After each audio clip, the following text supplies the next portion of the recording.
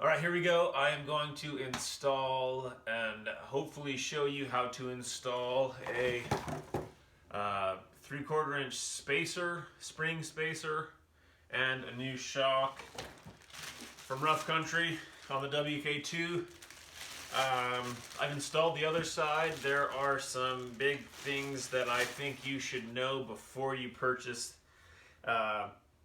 these shocks. And I will show you that in just a second. So let's go ahead and get started. First step, take off the wheel and start pulling the suspension apart.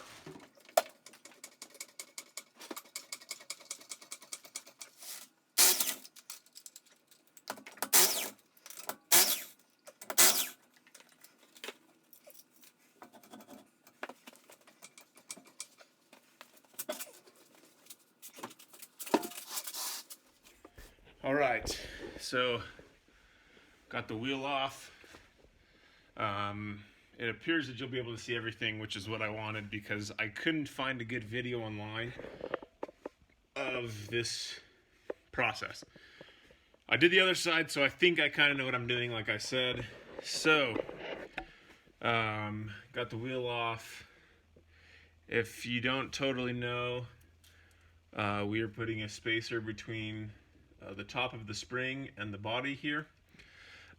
First step is to remove the stock shock. What you need to do is remove these two bolts up here. I think they're 3/8 inch bolts, something like that. First, remove these two clips. So I'm going to go ahead and get those off. All right, got the shock out. Next step, pry this little top plate off. Maybe.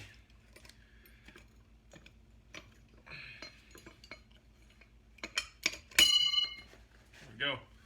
Got it. Now, this nut down there that you need to use a pass-through wrench on. Super important to use. A super important tool to have for this particular job.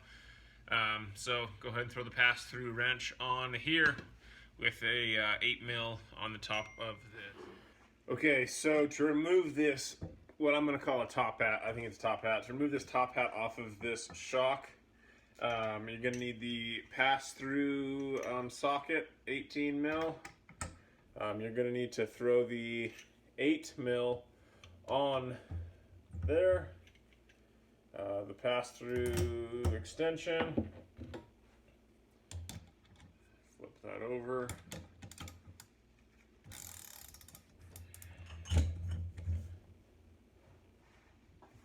It was at this moment that he knew. He fucked up. Boom. And then it'll just snap on you. All right, well, don't do what I did. In that last clip, I was torquing, I was tightening, so I snapped the top of this 8mm. I don't think you guys would even be able to tell, but I snapped this off, like it literally just broke.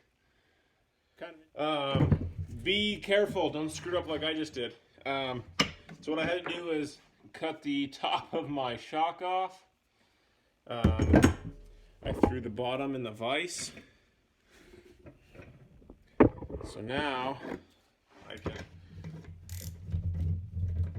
get this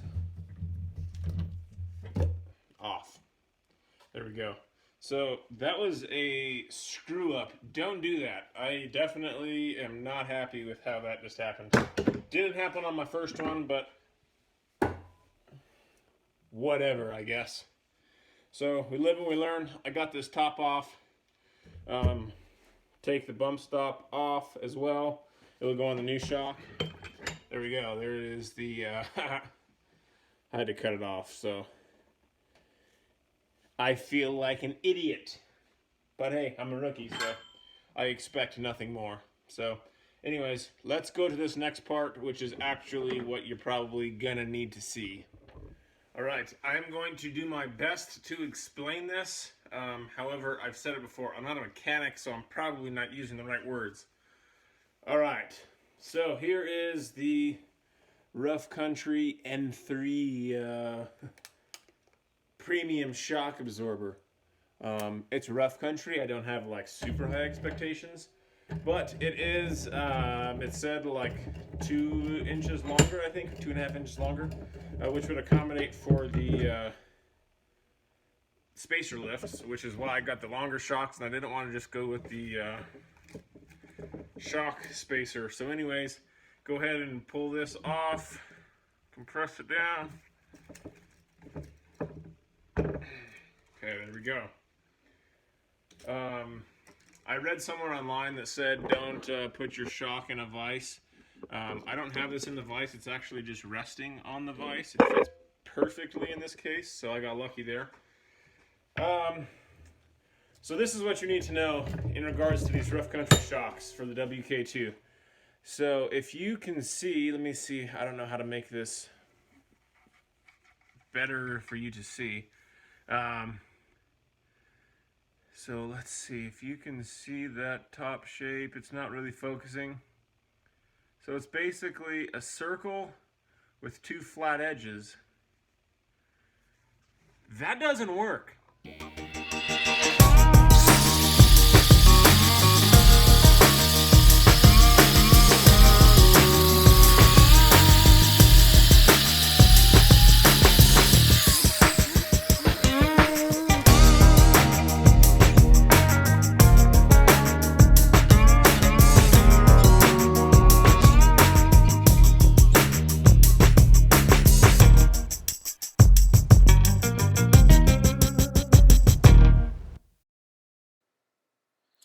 So the reason that I had to file this down with my grinding wheel was to get the 8mm socket on the top of it, which would allow me to then tighten the top hat back down onto the shock, which I was unable to do with the factory rough country circle with the flat 2 sides.